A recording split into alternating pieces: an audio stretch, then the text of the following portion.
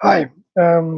This video is mainly because a good friend of mine that is an instructor in Norway is starting to have his first instructors. So I focused on thinking on bringing what does that mean, and what does that mean being an instructor, and what what are the quality reasons or the reasons for the quality of the working with the FEKM, the European Federation of KravMaga.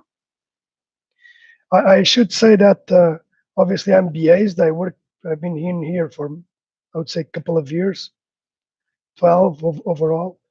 And I do appreciate the work, the technical reference, and the continuous improvement steps that we take. Um, a big hello to Norway that is starting his second spur of Krav Maga now by the end of new instructors. And I would like really to make sure that you guys are in a path of persistence, because giving classes and preparing and maintaining your life like that, it's not sometimes not that easy, but it's definitely rewarding, and it allows you to bring more to more people. Um, it's also important to understand that a good instructor is also the one that takes care of this school and these commitments. So do make sure that you can advertise well, that you can market your work, and of course that you train. Not always it's possible to train the same amount of hours, but it's really important to maintain your good technical level, and it's important to do that in a friendly environment. Again, starting this career as an instructor, I think it's important to understand that you belong to a big structure. We have around 20,000 practitioners in the world.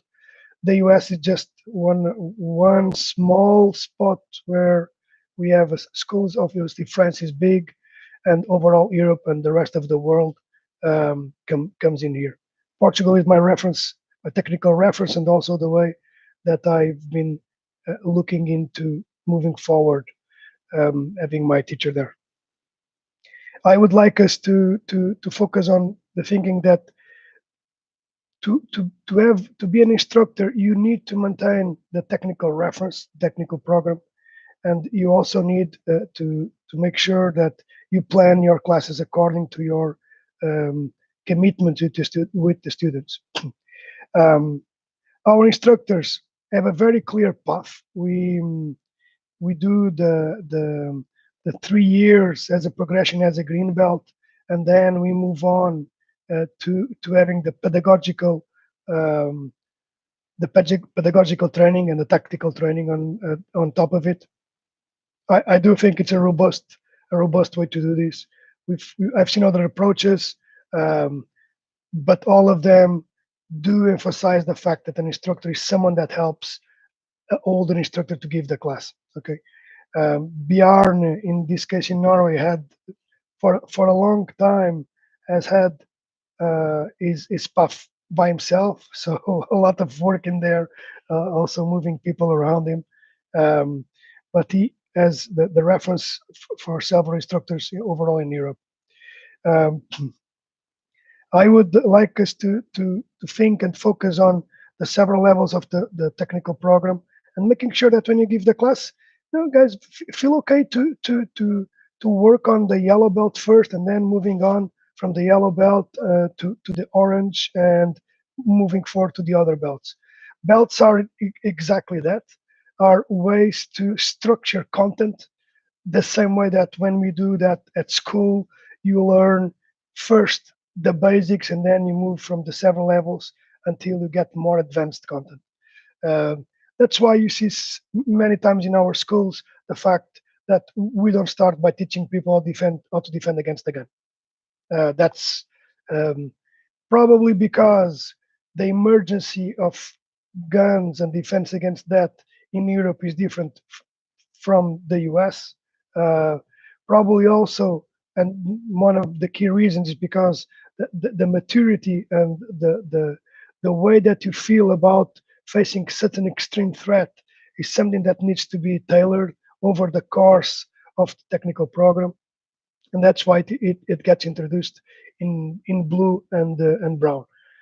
So feel free to to maintain the structure, and I do emphasize that it's really important that we maintain the structure of the way that we teach, um, meaning take your year for the yellow belt, take the other year for the orange belts, and you'll see definitely that that pays off.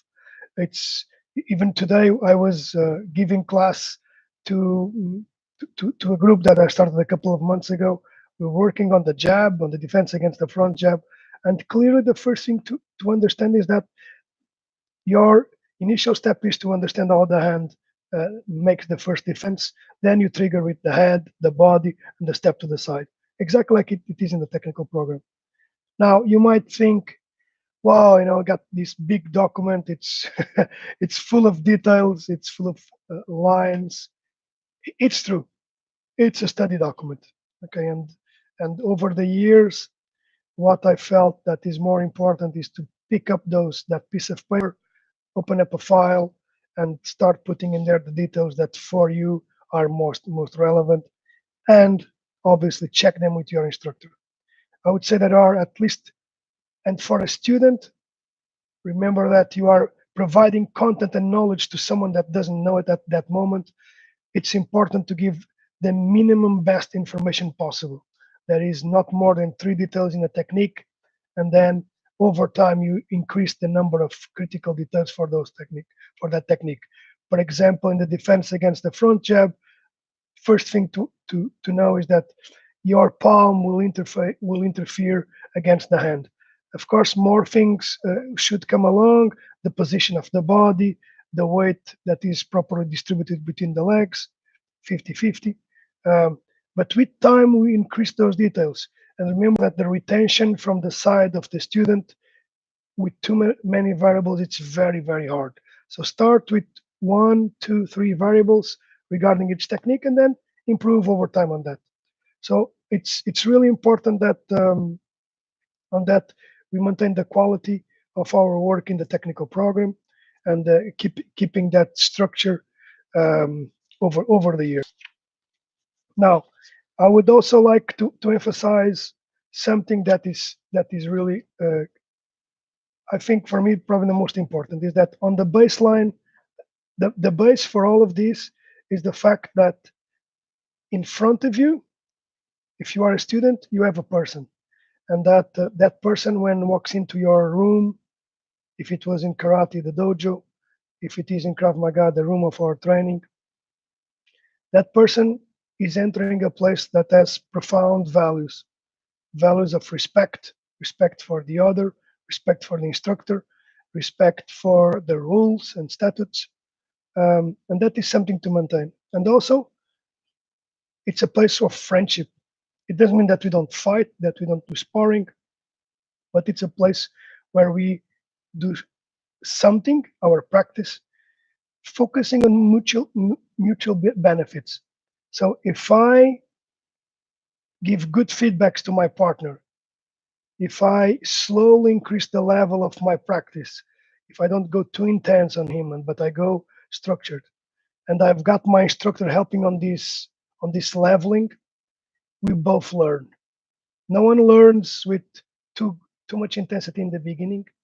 So we need to get that mindset very specific of step by step, low intensity, learning the technique, understanding that place where you are practicing, it's the safest place in the world. And in that safest place in the world, that is your Krav Maga room, you will learn more. You will get more exposed to danger. You get more exposed to risks, and that's what the instructor needs to lead. Okay, it's through that process. It's to move from simple to complex. Okay, and move that, giving the tasks according to the program, according to the pedagogical method, um, in that place of trust. I repeat this. This is very, very important. The moment you walk into that room and you've got your persons in there, the ones that trust you, they don't trust you only the money that they are paying, but they trust you the time and they trust you as a person. So it's important that you have that. It's important that you also emphasize the humanitarian principles of Krav Maga. The reason why it was developed, it's never to kill anyone. You should know self-defense so well that this will never happen. So that is critical. That is really important. I would say that another one that I really enjoyed and that makes me think is that who practices Krav Maga should also be a good member of the community. He should emphasize and work with his community to ensure that Krav Maga gets developed, to ensure that its people get developed and that its club gets known. So we've got this very profound code of principles that is the basis of Krav Maga.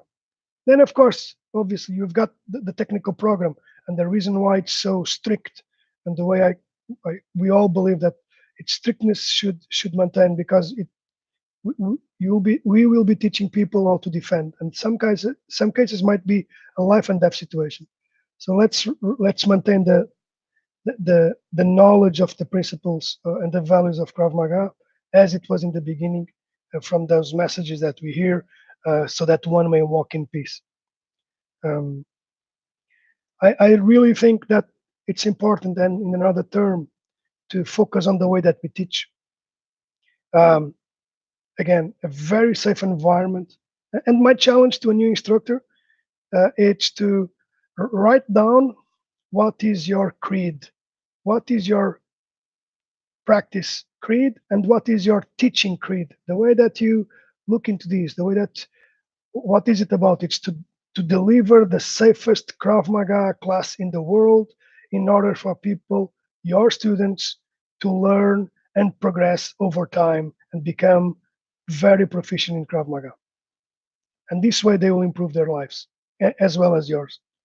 Now, another important thing when we teach is that we've got many eyes on you.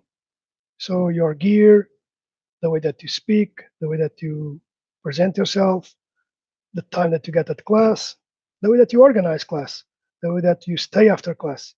All of those things are important. Also, the things that you defend as a person. So make sure that they are sound and they provide your society and this world to become a better place. I would say that we as instructors have a tool in the technical program, but our Krav Maga technique is brutal, is made to be very effective, but its people are gentle, and that is a key message. It's we have to deal with this ambiguity. Over the years, I've experienced many times this because of situations that happen overall, and you need to maintain that. You need to maintain your goodwill, and of course if you need to intervene, you should intervene properly, and only to the extent that you are able to control your actions and you don't have long-term consequences for your life. So I would like to finish this again saying amazing to our colleagues that are starting now to become instructors, to the ones that are hearing these and our students.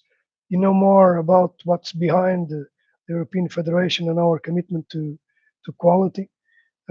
Many thanks to Bjorn to continuing the effort in there. Again, an instructor needs to be persistent, needs to train, needs to believe and continue to work in the right direction. Hard work, passion, compassion, and direction.